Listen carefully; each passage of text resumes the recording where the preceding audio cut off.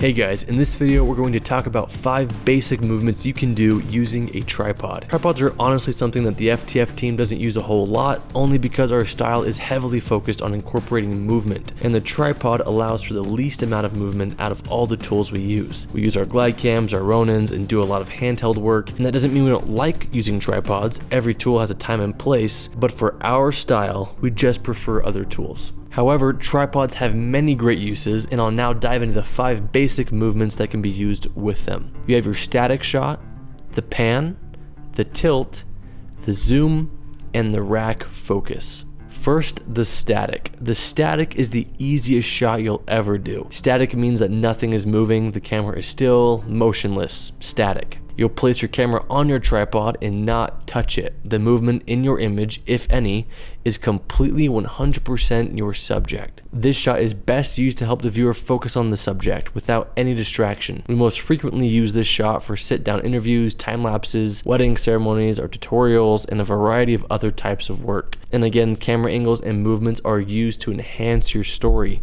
So this shot can be used in any genre of filmmaking, like music videos or commercials, as long as the goal of the shot is to draw the viewer's attention to what is being said or shown. The static shot is also a great shot to use to give your viewer a break from constant movement. Cutting to a static shot will help the viewer digest what they're seeing and help slow down the pacing of your film. For example, here's a fight scene filmed handheld with a lot of camera movement to make the audience feel the chaos and fast-paced nature of the scene. Then as the fight scene ends and we cut to a wide static shot to show that we are now slowing the pacing down, the fight has ended, the chaos is over, so we give our audience a breather to relax for a minute by switching to static shots. So static shots and tripod shots in general are a great way to slow down the pacing of a film, which will help you convey a more calm and relaxed emotion that fast-paced movements just can't do. Second, the pan. The pan is when you move your camera from left to right or right to left. Panning is a commonly used movement in action sports, when you can't physically get closer to your subject to follow them. Third, the tilt. Similar to the pan, except instead of moving the camera horizontally, you move the camera vertically, up and down. Fourth, the zoom. The zoom is when you grab your lens and zoom in and out during a shot. Yes, this can be a camera angle for stabilizers besides tripods, but with tripods you're given more stability because you're not trying to hold up your stabilizer while zooming in on your lens. You can also sometimes fake this effect in post, which is called the digital zoom, which means you place keyframes on the scale and position of your video and zoom in or out over a period of a few seconds to make it look like you were zooming in on location. Another version of the zoom is the snap zoom, which is essentially just a faster version of the zoom, most popularly used in mockumentaries like The Office and Parks and Rec. Snap zooms are also used a lot in action scenes or action sports to show detail. Coupled with slow motion, the snap zoom is a very effective way to highlight your subject and the action surrounding them in the same take.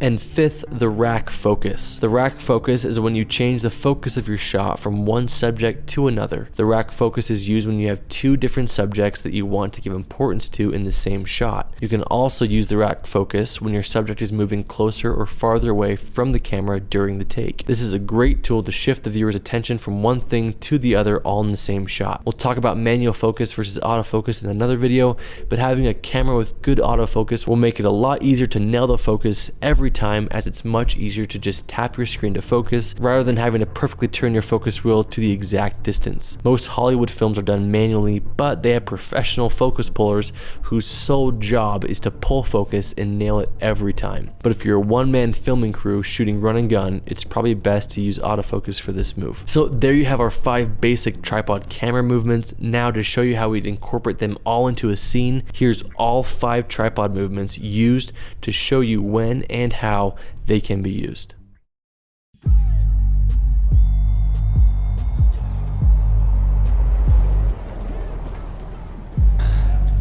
No, but the low light capacity on the Sony is just infuriating. You can't beat low light on a Sony. So do you think you'll ever get sick of color grading Sony's footage? Please, Sony has the best color science. Well, it's not too magenta for you? No, I like the magenta. Okay.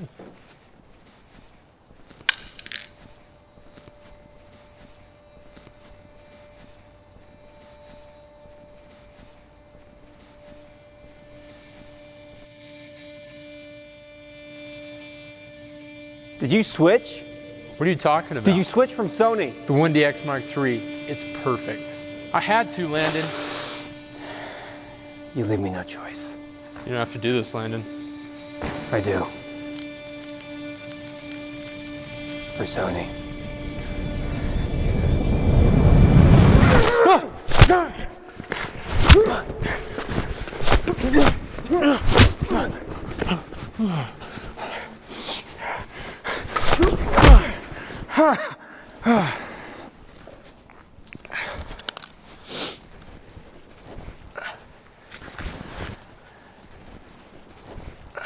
Shoots 5K, Landon.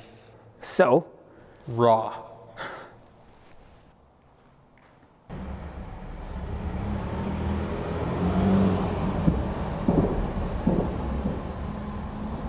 That's my truck.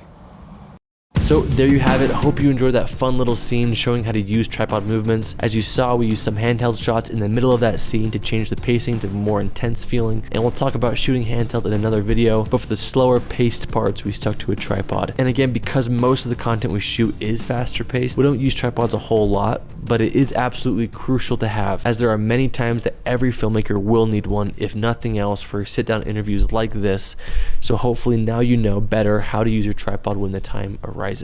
But that's it for tripod movements, guys. If you have any further questions, please let us know.